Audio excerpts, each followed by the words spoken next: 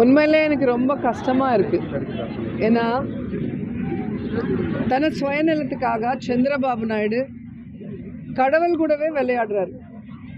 இது வரைக்கும் அவர் லைஃப் பொலிட்டிக்கலாக நீங்கள் பார்த்தீங்கன்னா சந்திரபாபு நாயுடு சுயநலத்துக்காக யாரை வேணாலும் பலி கொடுப்பாங்கங்கிறது நீங்கள் ஹிஸ்டரி பார்த்தாலே தெரியும். ஃபர்ஸ்டில் பொண்ணு கொடுத்த மாமாவை சிஎம் ஆகணும்னு பலி கொடுத்துட்டார். அப்புறம் சிஎம் ஆக்குறேன்னு சொன்னா புரந்தேஸ்வரி ஹஸ்பண்டை இவர் சிஎம் ஆகிறதுக்கு பலி கொடுத்துட்டார். அதுக்கப்புறம் ஜூனியர் என்டிஆர் ஹரிகிருஷ்ணவை எப்படி பலி கொடுத்தாரோ நீங்கள் பார்த்தீங்க. அதுக்கப்புறம் நான் கம்பைன் ஸ்டேட் இருந்தால் லைஃப்பில் சிஎம் ஆக முடியாதுன்னு நினைக்கும் போது ஸ்டேட்டை ரெண்டாக்கிட்டு சிஎம் ஆகிறதுக்காக ஜனங்களோட பவிஷ்யத்தோட எப்படி விளையாடிருக்காங்க நீங்கள் பார்த்துருக்கீங்க. இப்போ எலெக்ஷன்ஸில் நீங்கள் பார்த்துருப்பீங்க, எப்படியாவது ஆட்சிக்கு வரணும்னு எவ்வளோ பொய்யான ப்ராமிசஸ் எல்லாம் பண்ணியிருக்காங்க. இவிஎம்ல எவ்வளோ மேனேஜ்மெண்ட் பண்ணிட்டு எப்படி வந்தாரோ எல்லாருக்கும் தெரியும். ஆனால் ஆட்சிக்கு வந்தால் இந்த 100 நாளில் அவர் ப்ராமிஸ் பண்ண எதுவுமே ஜனங்களுக்கு பண்ண முடியல. ஃப்ளட்ஸ் வந்திருக்கு, ஜனங்களுக்கு தண்ணி கொடுக்க முடியல, சின்ன குழந்தைங்களுக்கு பால் கூட கொடுக்க முடியாத வக்கில்லாத இந்த கவர்மெண்ட் ஜனங்க எங்க போராட்டம் செய்யறது எல்லாருக்கும் தெரியுமோ. அது டைவர்ட் பண்ணும்.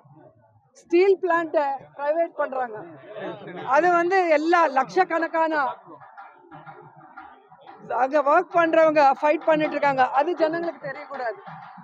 இந்த மாதிரி நிறைய தப்பு பண்ற சந்திரபாபு நாயுடு அந்த தப்பெல்லாம் ஜனங்களுக்கு தெரியாம டைவர்ட் பண்றதுக்கு டைவர்ட் பாலிட்டிக்ஷன் தான் இந்த லட்டு விஷயம் கொண்டு வந்திருக்காரு. ஏன்னா உண்மையிலே கடவுள் மேல பக்தி பயம் இருந்தா இந்த மாதிரி ஒரு தப்பு நடந்ததுன்னா சிஎம்மா இருக்கிறவங்க டிப்யூட்டி சிஎம்மா இருக்கிறவங்க என்ன செய்யணும்? அது மேல என்கொயரி பண்ணணும். என்கொயரி பண்ணிட்டு தப்பு பண்ணவங்கள தண்டிக்கணும். அப்படி இல்லாம அவங்களோட என்டிஏ கூட்டணி மீட்டிங் நடக்கும்போது இந்த மாதிரி ஒரு தப்பு நடந்தது, இந்த மாதிரி அனிமல் ஃபேட் இதுல மிக்ஸ் ஆயிருக்குன்னு சொல்லி அவர் பேசினது, அந்த பேசின பொய்ய உண்மையாக்குறதுக்காக அவர் ஒரு ரிப்போர்ட் கொண்டு வந்திருக்காரு. அந்த ரிப்போர்ட் நீங்க பாத்தீங்கன்னா என்டிடிபி ரிப்போர்ட் இதுல கிளியரா இருக்கும். மார்ச்சோட ஜெகன்மோகன் ரெட்டி சார் சிஎம் முடிஞ்சிச்சு, எலெக்ஷன் அனௌன்ஸ் பண்ணாங்க.